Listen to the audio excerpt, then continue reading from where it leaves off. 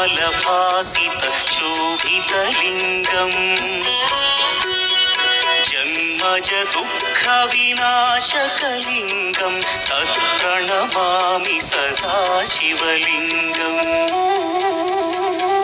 देवमुनिप्रवरार्चितलिङ्गं कामदहन करुणाकरलिङ्गम्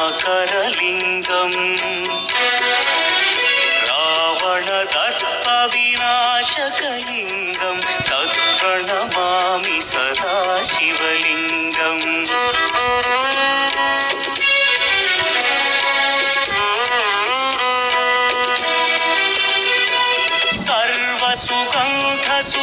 सर्वसुगन्धसुलेपितलिङ्गं बुद्धिविवर्धनकारणलिङ्गं सिद्धसुरासुरवन्दितलिङ्गम्